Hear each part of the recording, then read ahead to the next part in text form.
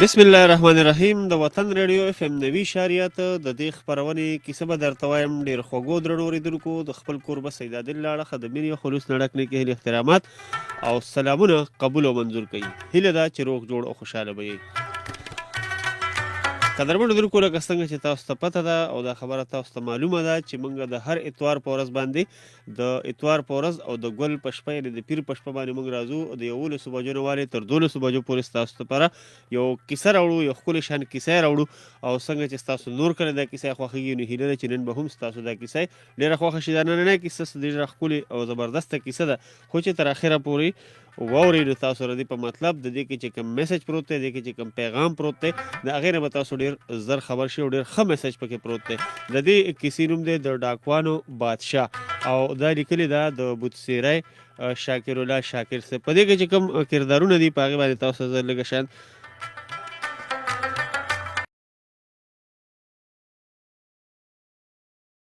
په دې کې د کردارونه څه په دې ډول دي چې شیرګل پکې سردار دی، خانشیر پکې د شیرګل دوست دی، او خان محمد چې کوم دی د خانشیر خور دی، یعنې د خان محمد د ځان نه الګ جوړ کړی دا د جنۍ. جمیله چې پکې کوم ده نو د شیرګل خوښه ده، او شاهین چې کوم دی نو د خان محمد خوښه ده، او کلندر خان چې کوم دی نو دا پکې یو غداره مسلمان دی، او ګلمینه چې پکې کوم ده نو د کلندر خان خور ده. نوفل چې پکې کوم دی نو هغه پکې کرنل دی. صابر خان پکې میجر دی، او جابر خان چې کوم دی نو دا د صابر ورور دی، او لیاقت پکې د شیرګل ملګری دی. هیله ده چې دا کیسه به ستاسو ډېره خوښه شي. د دې کیسې آغاز کومه. د دې کیسې نامه ده د ډاکوانو بادشاه. قدرمن اورېدونکو، زموږ د هرې کیسې چې کوم دی نو 3 برخې وي. لومبنۍ برخه چې کوم وي نو هغه کیسه وي. دویمه برخه چې کوم دی نو هغه موسیقي وي، ځکه چې موسیقي هم د دې خپرونې ښکلا او ځلا ده. او ورپسې ستاسو کالونه، ستاسو مینه، ستاسو محبتونه دې خپرونې ته 4 ستوري لګوي. دا کیسه څه په دې ډول شروع کېږي چې شیرګل د انګریزانو د وجې چې په یو غر کې اوسېږي، شیرګل پسې خپل دوست خانشیر تلاش کوي. اخر دواړه په غر کې میلاو شي. شیرګل چې خانشیر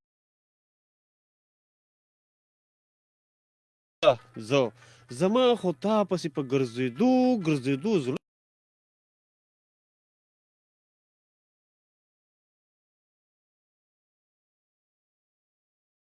خان منافق فرنګیانو سره یو ځای شوی دی، او اوس هغه منافق د پیرنګیانو سره په کلبونو کې د مسلمانانو د تورسرو سره ګډیږي او لوبې کوي ورسره. شیرګل ورته وایي خانشیره دا څه وایې؟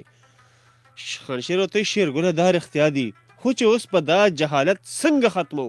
شیرګل ورته وایي دا جهالت به اوس په جهاد او اتحاد ختمیږي، چې موږ ټول مسلمانان یو موټی شو او د فرنګي د غلط ارادې په خاورو کې خاورې کو.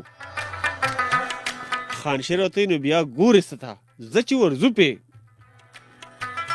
شیرګل ورته وایي خانشیره په پټو سترګو نه ورځو، اول ورته ځان برابرول غواړي. ته داسې وکړه چې ته لاړ شه او خپل مور او خور زمونږ کور ته راوله، چې د هغوی سر په سوري شي، بیا به فرنګیانو سره ګورو. خانشیر ورته وایي ډېره ښه ده، زه ورځم چې خپل مور پلار او خور ستاسو کور ته راولم، هم دې سره دواړه په اسونو باندې روان شي.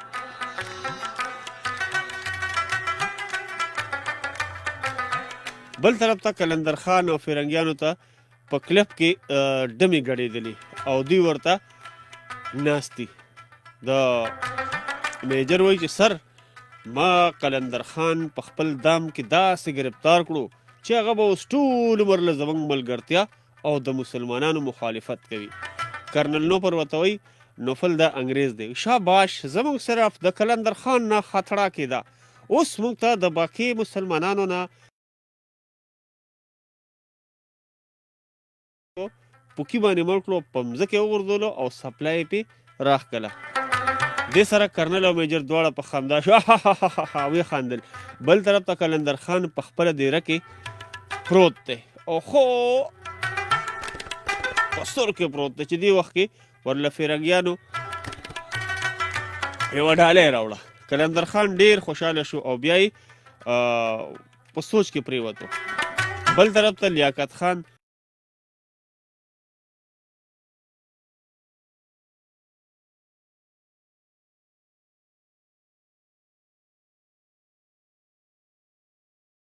ته وایي دا نشي کیدی، دا چرم نشي کیدی. په سوچونو فکرونو کې خاموشه ودرېده. د خانشیر خور خانم چې کوم ده د لیاقت د خبرې اورېدو سره په منډه د کوټې ته لاړه او د ورور جامې واغوستې. ټوپک په لاس مور له راغله او مور ته وایي مورې دا وخت د سوچونو نه دی، خبرې کوم. د نن نه پس زه خانم نه خان مامد شومه.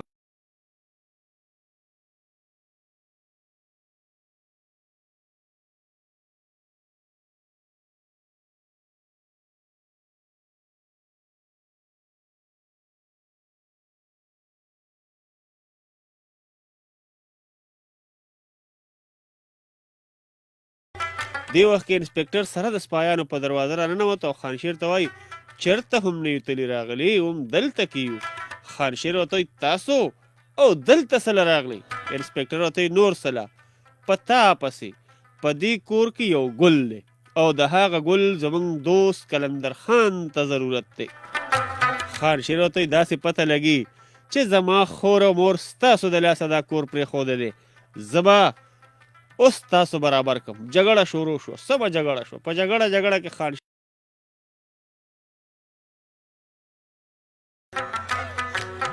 انسپکټر په خندا شو او خانشیر ته وایي چې تا ته زموږ د طاقت پته ولګي. بیا یې په داسې په جیب پورې وتړلو او په ځان پسې راښکلو. بل طرف ته په کور کې جمیلې د شیرګل په انتظار کې ناسته وه. شیرګل راشي او جمیلې سره ملاو شو. جمیلې ته وایي ته بیا ګودر ته راغلی، که اوس در باندې بیا فرنګیان راغلل نو بیا به دې ته څوک خلاصوي؟ جمیله ورته وایي بیا به مې ترې هم ته خلاصې، ولې چې ته د فرنګیانو نه یریږې څه؟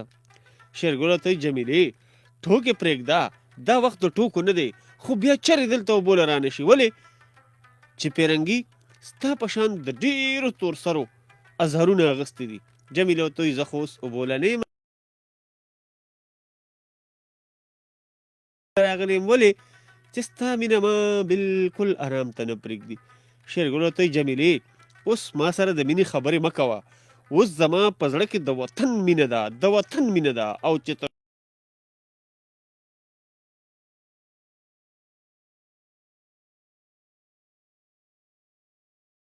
جمیله ورته وایي شیرګله چې څرنګه ستا د وطن سره مینه ده داسې زما ستا تن سره مینه ده. زه دا غواړم چې زه هم تا سره د وطن شهیده شم. شیرګل ورته وایي واقعي جمیلې چې ستا زما سره ډېره مینه ده، خو زما د ستا په دې صادقه مینه قسم وي که زه کله د وطن په ازادۍ کې کامیاب شوم نو زه به ضرور تا سره واده کوم. جمیله ورته وایي شیرګله زه هم تا سره دا واده کوم چې زه به دا تور اوربل هم ستا په انتظار کې سپینوم. شیرګل ورته وایي آفرین د نر لور، نو بیا راکه لاس. او دواړو یو بل له کلک لاس ورکړو. په دې وخت کې دوی یو چغلي خور ولیدل او کلندر خان پسې لاړو. بل طرف ته کلندر خان په کلب کې ناستو چې یو نوکر ترې تپوس وکړو. نوکر ورته وایي خان خان د جمیلې ډولی به راوړې، د جمیلې ډولی به کله راوړې؟ قلندر خان ورته وایي د جمیلې ډولی بې وقوفه، جمیله خو زما د خپل د تره لور ده او زما خپل امانت دی چې کله مې زړه وغواړي نو په هغه ورځ به یې په سره ډولی کې راوړم. چغلي خور ورته وایي خان د جمیلې خوبونه اوس د زړه نه وباسه، هغه اوس ستا امانت نشي کیدی، هغه اوس د شیرګل امانت دی، د شیرګل. قلندر ورته وایي دا څه وی بې وقوفه؟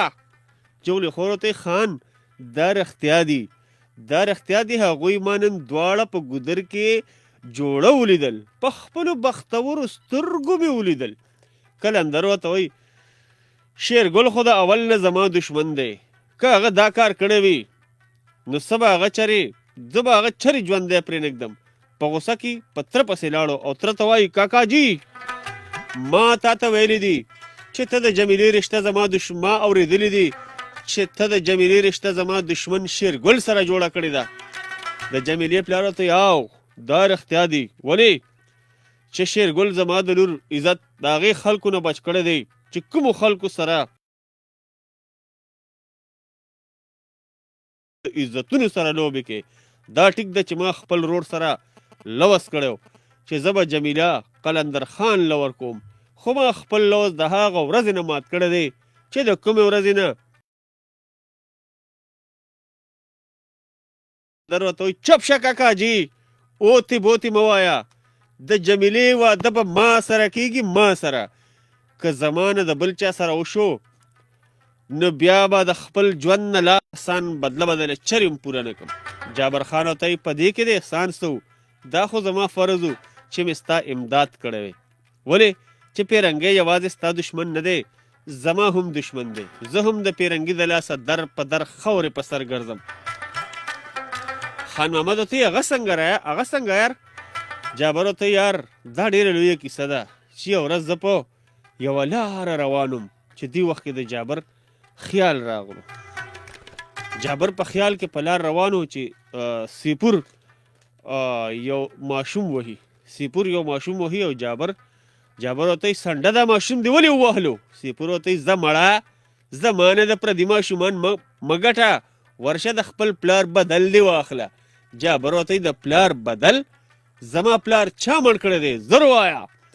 سیپور ورته وایي دا تپوس مانه مه کوه، دا تپوس دې د مور نه وکړه چې ستا پلار چا مړ کړی دی.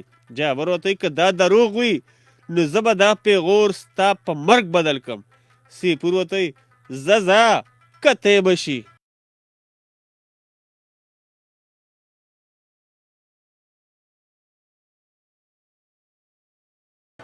جابر خان ته مورې چل مل پرېږده، خو دا راته ووایه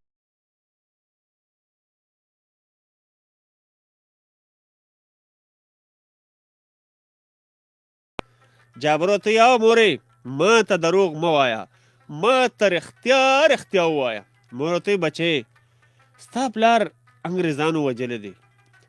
جابر ورته وایي دا څه وایې مورې، تا اوسه پورې ما نه دا راز پټ ساتلی و. مور ورته وایي بچې هسې مې څه له تا ته وي، ستا مشر ورور د پلار بدل وانغښتلو نو ته به یې څه بدل واخلې. جابر ورته وایي مورې که زما ورور منافق شو نو زه خو نه یم که نه، زما په تن کې د یو غیرتي پلار پښتون پلار وینه ده. زه به د پلار بدل د فرنګي نه داسې اخلم چې دا دنیا به راته حیرانه شي. هم دې سره یې په غوسه کې ټوپک ته لاس کو. صابر خان مخې له راغلو او جابر خان ته وایي جابره چېرته داسې په غوسه کې روان یې؟ جابر ورته وایي د خپل پلار بدل پسې روان یم. صابر ورته وایي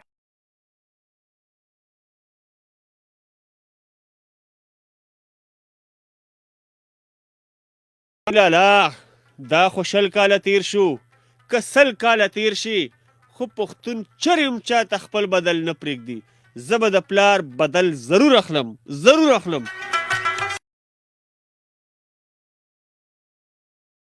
جابر په ځمکه پرېوتله او ورته وایي بې وقوفه ته دومره خیال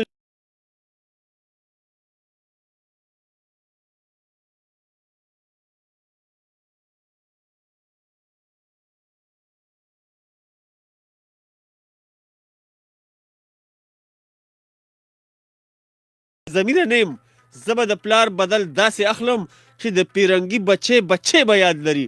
د نن نه پس ته زما ورور نه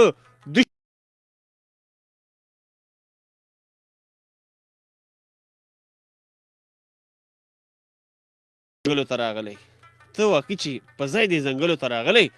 جابر ورته وایي ځنګلو سره به بیا ګورو، خو دا راته اوس ووایه چې نور ملګري زموږ شته او که نه، زه او ته یوازې یو. خان محمد ورته وایي ملګري زموږ ډېر دي.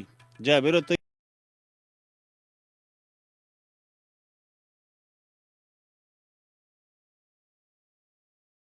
لیاقت خو د فرنګیانو سره دی. خان محمد ورته وایي خو ملګري او مشورو نه خبرئ. مونږه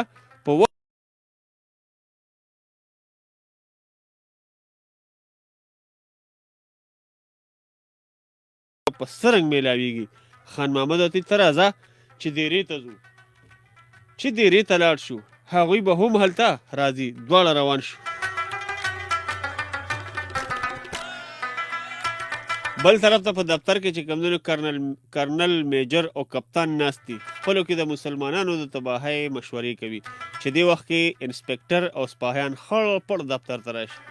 کرنل ورته انسپکټره ولې داسې خړ پړ؟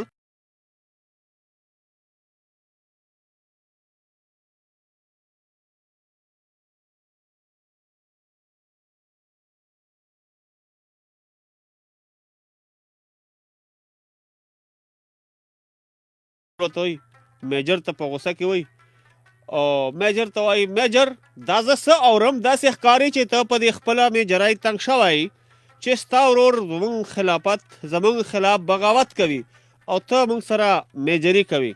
میجر ورته سر جابر اوس زما ورور نه دی. هغه زه اوس خپل دشمن ګڼم. که هغه ما ته هر کله میلاو شو سر نو هغه به زه ژوندی چرم پرې نږدم. کرنل ورته شاباش ته زر تر زره د خپل ورور بندوبست وکړه کنه بیا ستا او زموږ لارې جدا به وي. او بل دا چې ما په خانشیر ډېر وس وکړو خو هغه زموږ غلامۍ ته غاړه نه کږدي. هغه هم په دې نن شپه کې د پانسۍ تختې ته وخېجوه چې نور مسلمانان ترېنه عبرت واخلي چې بیا چرې هم زموږ خلاف څوک بغاوت ونه کړي. ورشئ د کرنل حکم سره میجر کپتان او انسپکټر چې کوم دی را بهر شي. بل طرف ته په یو مقام کې خان محمد ناست وي چې جابر راشي لاس پرې واچوي. خان محمد ورته وایي خان محمد په لاس اچولو خفه شي او جابر ته وایي چې یار دا لاس دې زما نه لر کړه. جابر ورته وایي هو یار زه خو په تا د خپلې معشوقې مینه ماتم. خان محمد ته ویلی چې زه چېرته جنایي یم چې ته په ما د خپلې معشوقې مینه ماتې. جابر ورته وایي ته جنایي نه یې ته خو ځوان یې ځوان خو زما په معشوقه کې او په تا کې صرف دومره فرق دی چې ته هلک یې او هغه جنای.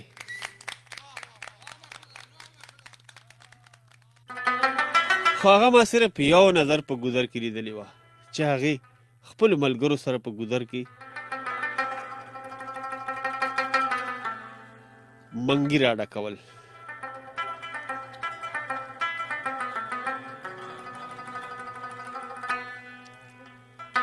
خان محمد مخ بل طرف ته تاو کړو او ځان سره وایي دا خو د زه لیدلی یم. بیا جابر ته وایي واقعي یار چې ستا معشوقه زما په شان ده هغه ما هم لیدلې ده.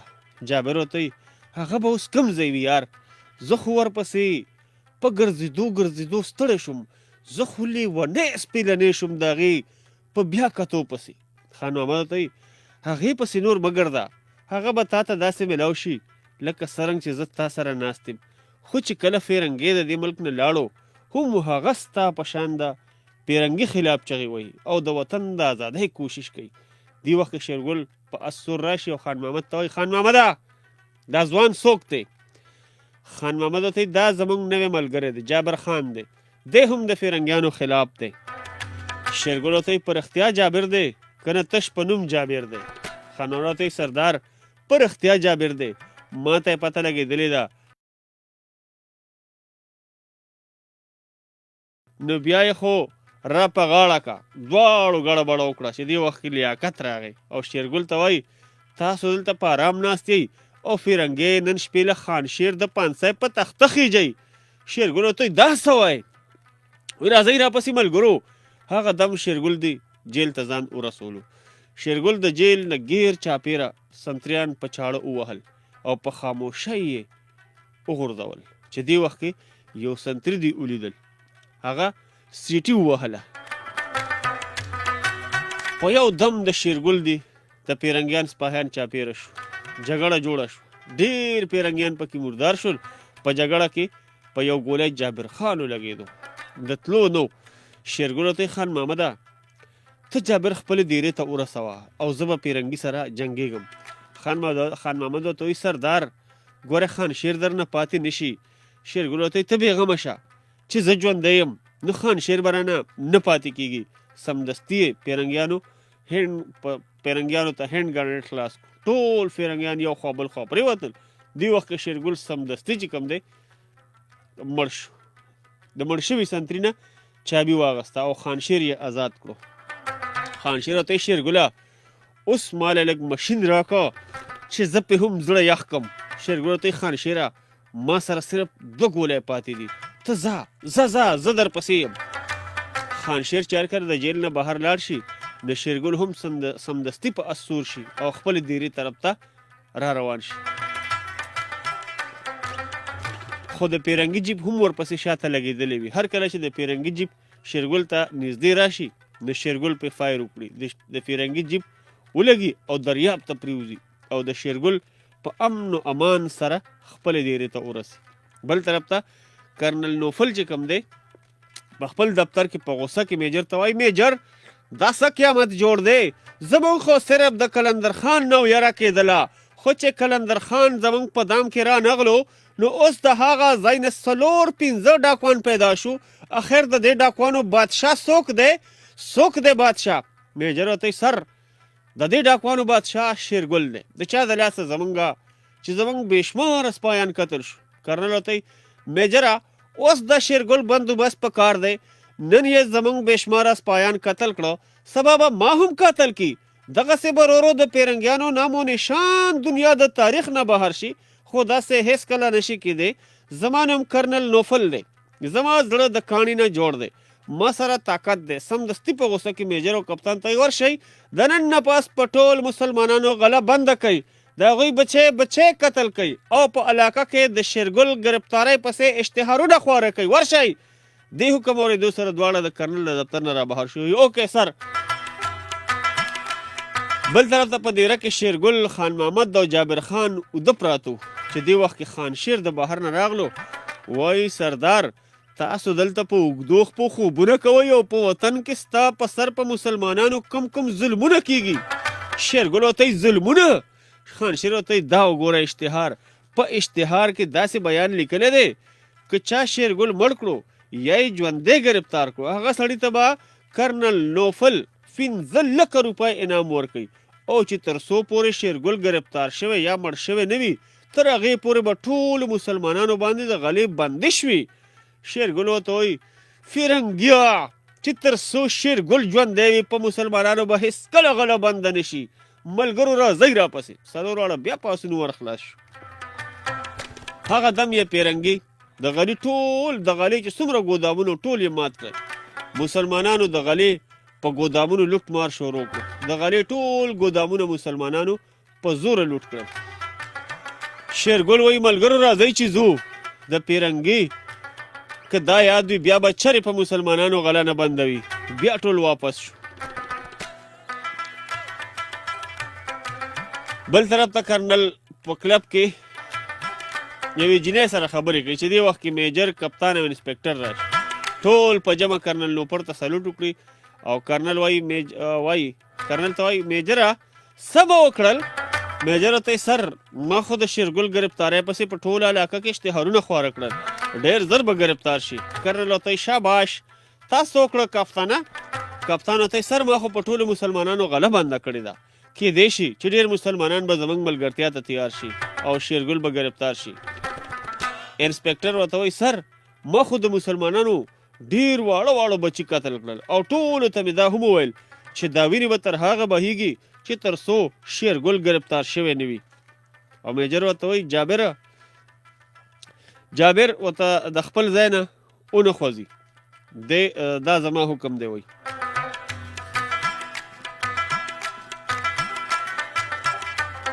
جابر ورته لالا تو؟ میجر ورته او زه ولې ویرېدې چې لالا دې راته وویل تا خو ویل چې ته زما دشمن یې. جابر ورته لالا زه دا اوس هم وایم چې ته زما تر هغه وخته پورې رور نه یو دشمن یې چې تر څو ته د پیرنګي ملګرتیا کې. میجر ورته اوس به دې پته ولګي. سمدستي سپایانو ته د جابر د ګرفتارۍ حکم وکړو چې دی ګرفتار کړي. جابر خان ځان نه ورکولو، جګړه شروع شو. جابر ټول سپایان خراب او برباد کړل، خو چې آخر کې خپل ورور میجر صابر د شانه په سر ووهلو. دې سره جابر خان بېهوشه په ځمکه راپرېوتو. میجر سمدستي په بېهوشۍ کې په خپل ګاډي کې واچولو او هیډ کوارټر ته یې یوړو او کرنل نوفل ته یې پیش کړو. کرنل ته میجر ته ډېر شاباسي ورکړه او ورته یې وویل واقعي چې ته د پیرنګي یو وفادار افسر یې. دې وخت کې جابر په هوش کې راغلو او سمدستي سپایان د کرنل په اشاره په زنځیرونو بند په کلب کې په یو ستنه پورې وتړلو. کرنل نوفل وله خواله راغی او ورته وایي جابر خانه که تا زموږ سره لکه د که خپل مشر رور شمولیت وکړو نه بیا به ټول عمر له مزې کوې او داسې مزې. ګوره دې طرف ته جابر چې وکتل هغه طرف ته په کلب کې د پیسو بنډلې وي، هر قسمه میوې او پولاونه او قسمه قسم پولاونه او میوې او ورسه پراتو. بیا ورته کرنل وایي اوس دې بل طرف ته لږ وګوره، هغه طرف ته په کلب کې یوه ډمه ګډېدله، ټول عمر له به دا مزې کوې خو ته زموږ خلاف بغاوت پرېږده او د ازادۍ نوم مه اخله.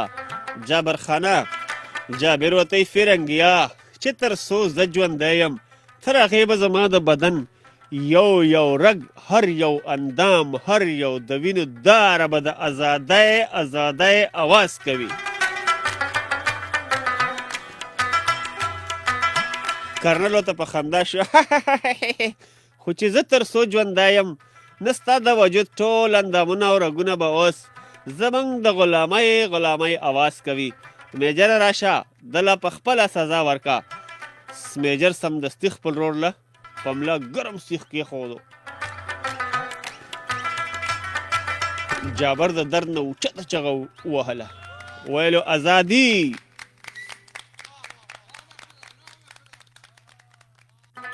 او دغه شان به د هر داغ سره د ازادۍ اواز کولو. په آخره کې بېهوشه شو او سپایانو جیل ته یوړو.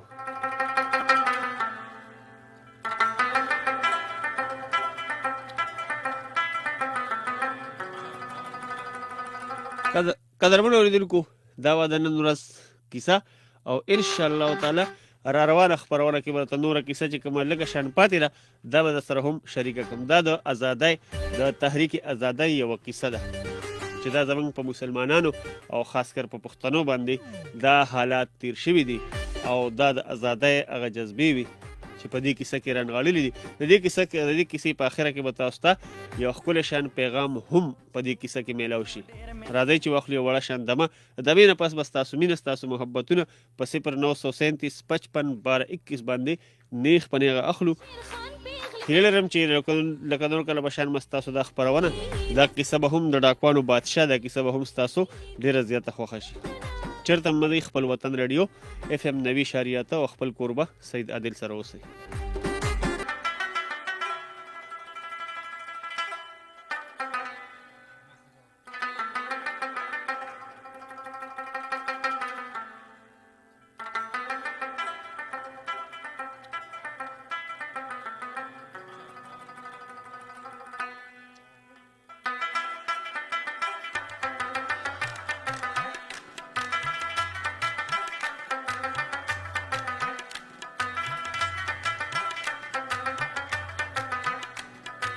قدرمنو اورېدونکو یو وارې بیا ستاسو کوربه سید عادل تاسو ته وایي هرکلی غږ دی د وطن رادیو FM 90.8 ما ته ویلی شي ستاسو کوربه سید عادل. قدرمنو اورېدونکو تاسو کیسه واورېده د ډاکوانو بادشاه د هغې ډومبنی ټوک. انشاءالله تعالی په دویمه خپرونه کې به د دې دویم ټوک چې کوم دی هغه ستاسو سره وړاندې کوو. دا و ډومبنی ټوک او ورسره په دویمه خپرونه کې به دویم ټوک وي او انشاءالله چې په هغې کې به اختتام ته هم ورسي. اوس زما ستاسو مینه ستاسو محبتونه را روان دي په 0937 55 12 21 باندې. السلام علیکم. یاری زما او ستا جوړیږي لپټه زما ببر بریتونه. ډیر ښه ډیر زبردست. وعلیکم السلام روره په خیراله او هرکله. ډیره مننه رور مې زما په خیال معاذ د بډابېرې نه مازلي هم د پېښور بډابېرې نه مازلي د پېښور بډابېرې نه ستړي بشي درته وایو. کیسه دې واورېده که نه؟ ډېره خوشحاله که الله دې زموږ نیاګانې او ستا نیاګانې دې وبخښي چې دا دومره ښکلې کیسې راته کوې. ډېره مننه. په کیسه کې دې څه خوښ شو؟ یاره په کیسه کې مې دغه خوښ شو دا چوڼی دی چې راوستو دا خپل ځای ته که نه شمولیت وکړو که نه جی او ورته چې دا هر څه به تا ته میلاویږي هغه ډمې وله راوسته کسې وله راوسته ډمه غړېدلې دې طرف ته وګوره چې ښي طرف ته وکتل نو او بلاس میوې دانې او پیسې او ډکې پیسې او سرو او دا هر څه پراته وو او چې دې بل طرف ته وې وګوره چې بل طرف ته وکتل نو ډمه غړېده وایم دا هر څه به ما ته میلو نه شي نو ازادي به پې پرېږدې یاره دا دې ته تیار نه یم یار خبره خو پکې هم دقه وه که نه چې دا هر څه جی یم دا خپل وطن ما ته هر څه دی په دې موږ هرې قربانۍ ته تیار یو دقه خو دومره پکې په مزو باندې ګرځو که نه جی جی نو دا ګوره په ډېرو کړاوونو موږ ته میلو شوی دی په ډېرو قربانو او ډېر په مهنت سره او ډېرې قربانۍ په دې ورکړې شوي دي نو هله موږ ته پاکستان وطن میلاو شوی دی بالکل او انشاءالله هرې قربانۍ ته به تیار یو انشاءالله ستا چې دا کوم د کهانینو قرباني ده که نه جی جی نو دې ته ډېر په دروند نظر موږ ګورو الله تعالی ډېره ژوند مننه درکړي امین امین ډېره مننه خوشحاله یې وروره ښه ډېره مننه الله دې ستاسو نه خوشحاله شي بس وروره تا ته ستاسو ټول ټیم ته ټولې به ډېر سلام د الله ډېر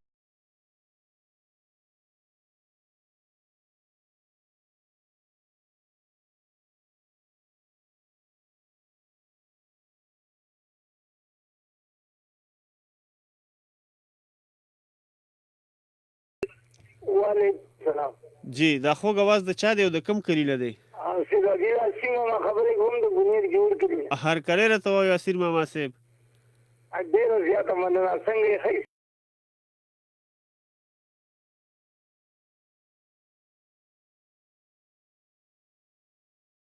املا یې وله سیخ کېښود او دغه ټایم کې زما د املا هم داسې یو نری غوندې ترک وکړو چې ګرم سیخ وله په املا کېښودو همدغسې ده خو لکه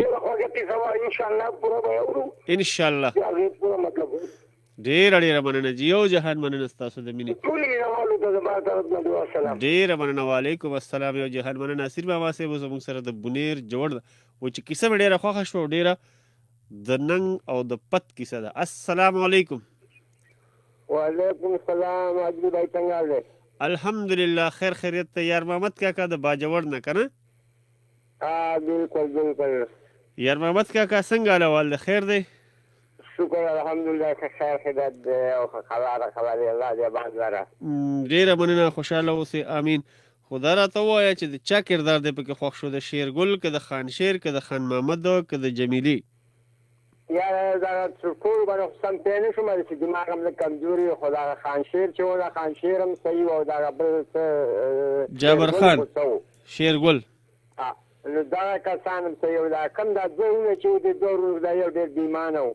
دا میجر چې کوم دی که نه لکه دوه ورونه و که چې هغه کم د پلار په مسلمان پلار چا وجلی مور یې ورته وویل چې ستا خو بل مشر ورور و هغه بدل وانه غوښتو ما پلار قاتل ته نو هغه ورته وایي ستا مور ورته وایي ستا مشر ورور بدل وانه غوښتو نو ته به یې څه واخلې لکه هغې وله بیا غیرت ورکړو زما په دغه کې د پلار وینه ده په بدن کې زما د پلار وینه ده زه ضرور دا کوم هلته وله هغه بل چې کوم دی نو پیغور وله ورکسي پوري او مور وله غیرت ورکو نو مور غیرت ورکړو په هغه جذبه باندې راپاڅېدو که نو بیا خو د پښتو یو بدل به تیالم خبرې نو بیا خو د پښتو ملک ته بیا چې ته ایسارېده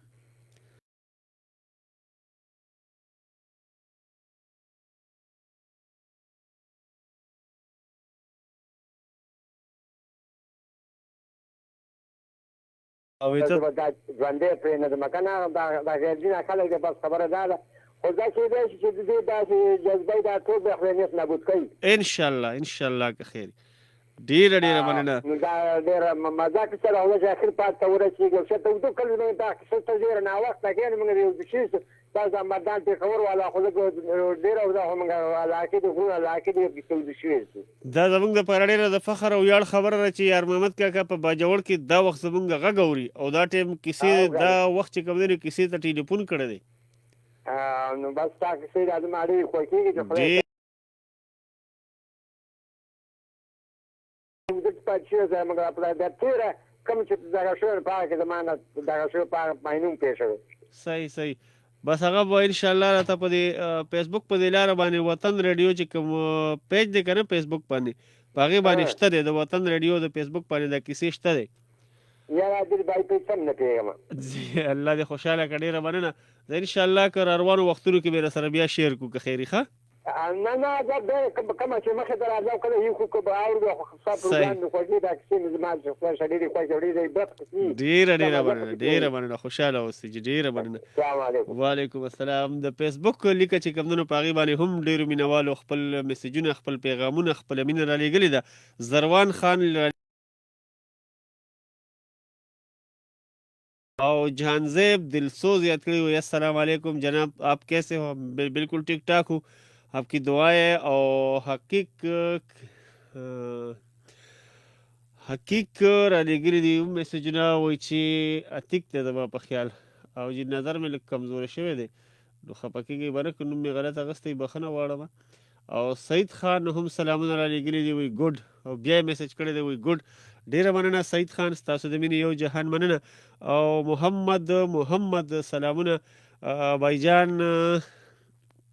وایي چې پروګرام ډېر ښایسته دی او ټولو مینوالو ته سلامونه وعلیکم السلام په 0937 55 12 21 باندې ستاسو مینه ستاسو محبتونه هم را روان دي ورسره چې کوم دی نو د کیسه په اړه ته هم وایم چې دا کیسه چې کوم و د جابر خان پکې قربانۍ هم راځي وه او ورسره به بیا مخکې ګورو چې دې کې به نور څومره سختۍ په دوی باندې تېرېږي ځکه چې دا وطن موږ ته ډېر په ګرانه باندې او زموږ مشرانو چې کوم دی ډېرې زیاتې قربانۍ ورکړي دي او د هغې نه پس چې کوم دی نو موږ ته یو ګلستان وطن یو ښکلی وطن یو جنت وطن پاکستان وطن موږ ته میلاو شوی دی او په دې کې اوس چې کوم دی دا کیسه داسې روانه ده چې په دې کې به تاسو د هغه خپلو مشرانو د خپلو اتلانو هغه کیسې به تاسو ته په دې کیسه کې ورو مخې ته راځي چې دوی د فرنګیانو سره د انګریزانو سره دوی څنګه جنګېدلي دي دا وطن څنګه آزاد شوی دی په کومه طریقه باندې آزاد شوی دی خو 0937 55 12 21 باندې ستاسو مینې هم را روانې دا پکې هم شاملو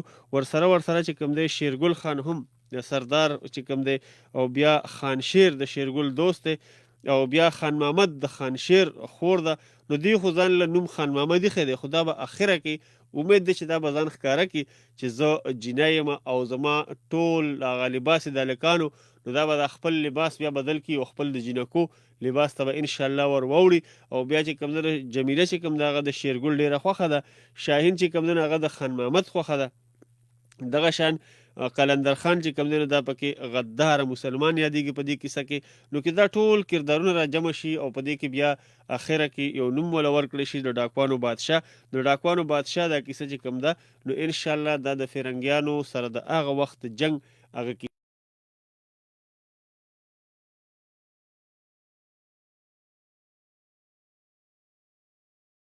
نورو ژبو هغوی نه زموږ پښتنو مشرانو چې کوم دی هم په دې کې ډېرې قربانۍ ورکړي دي د ډېرو قربانو نه پس چې کوم دی موږ ته خپل خوږ وطن پاکستان چې اوس په مونږه حفاظت کوو او مونږ د دې هغه حفاظت کوونکي یو که درمنو لیدونکو وخت شوی دی وړې شان دمې طرف ته ځم دمې نه پس بیا راځم ستاسو مینه ستاسو محبتونه چې کوم دی په 0937 55 12 21 باندې را روان دي دا به پکې هم شاملو ورسره چې کوم دی ستاسو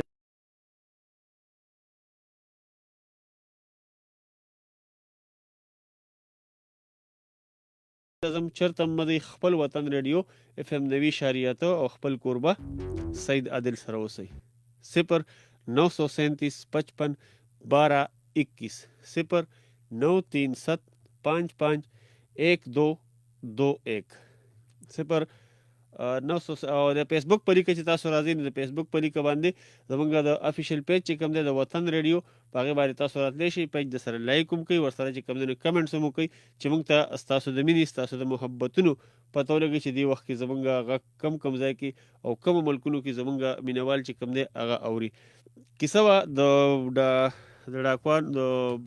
ډاکوانو بادشاه او د ډاکوانو بادشاه کیسه چې کوم ده دا یو ډېره خوږه کیسه ده خو دا به تر اخره پورې تاسو اورئ دا لومبنی ټوک و دویم ټوک دپاره به د بل اتوار یعنې د بل سنډې او د پیر د شپې انتظار کوئ که خیر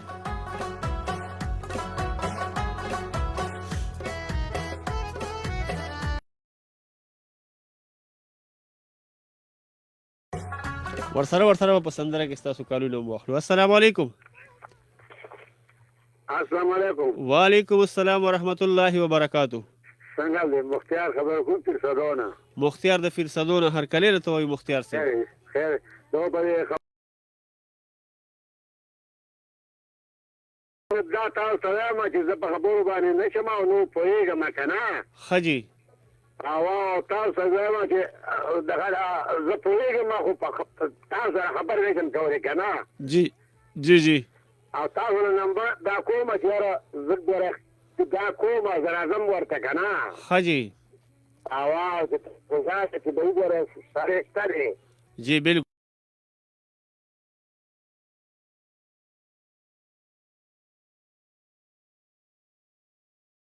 زه پوهېږم په دې شیانو زه پوهېږم او کټ شوی به په بیمارګۍ به په خبرو نه پوهېږم که نه ښه جي ښه همدغه شان د ټلیفون په لیکه باندې راځئ او موږ سره ډېر ښه وکړو ستا ډېر زیات موږ ډېره زه ډېر خوشحاله یم ډېره مننه الله دې خوشحاله که ته زموږ نه خوشحاله یې الله دې ستاسو زموږ د ټولو نه رضا شي ډېره مننه جی او جهان مننه دا و زموږ سره مختیار کاکا د پیرصدونه ډېرې خوږې او درنې لکه د پښتنو په شان او څنګه چې دوی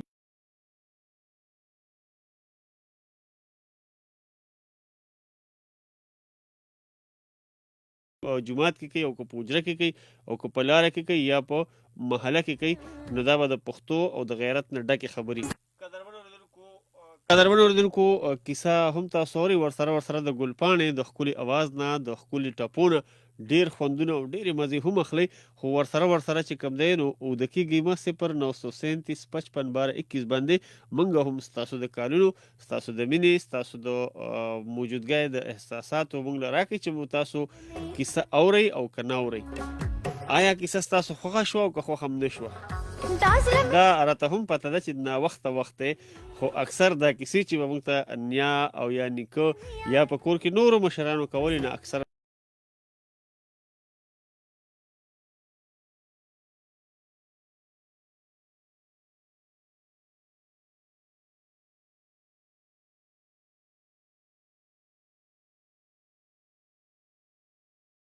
د دیو تورمان او داسې نورې بلا کیسې د خاپیرو د سیف الملوک او بدري جمالي دغه کیسې به ټولې موږ ته په کور کې مشرف نوي شاري ته دا هڅه نه وې کړې دا کوشش نه وې کړې نو امید دی چې زموږ را روان نسل چې کوم دی هغوی نه دا کیسې بالکل هېرې شوي لکه څنګه چې اوس په کتابونو کې لږې محدود دی کتاب چې م راواخلم د هغې نه به نیم ټکي وران شوي وي او نیم به پکې وي خو بیا موږ ته هغه کیسه په چل وزن باندې برابر کو او ستاسو دپاره دلته راوړو ستاسو سره شریکه کو ستاسو مینه ستاسو محبتونه چې کوم دی نو داسې راټول کو او په تاسو باندې دغه کیسې بیا لکه د ګلونو په شان لولو.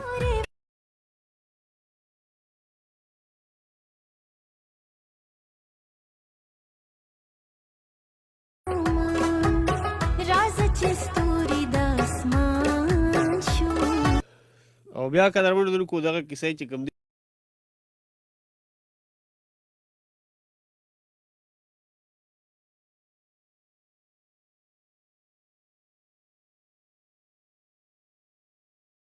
دا ما لیکلي دي دا ما تحقیق کړی دی دا ما ریسرچ کړی دي دا د هغې هغه نچوړ دی د هغوی هغه کتابونه چې کوم دی چې موږ ته ترلاسه شو نو موږ یې راوړو او ستاسو سره په وطن راډیو FM 90.8 باندې شیندو در باندې دا ټولې کیسه ډېرې خوږې کیسې دي یقین وکړه چې کتاب تاسو راوالئ یو لومبنی صفحه تاسو ووایئ نو بیا به تاسو دا کتاب ځان ته په خپله باندې راکاږي چې آیا دا کیسه کې به اخره کې څه وي څه به کېږي په دې کې دننه څه کردارونه او په دې کې نور څومره سختې په دې کیسه کې تېرې شوي دي په دې جابر باندې په دې صابر باندې په دې خان محمد باندې او چې کله هغه دې ځای کې یو ټپه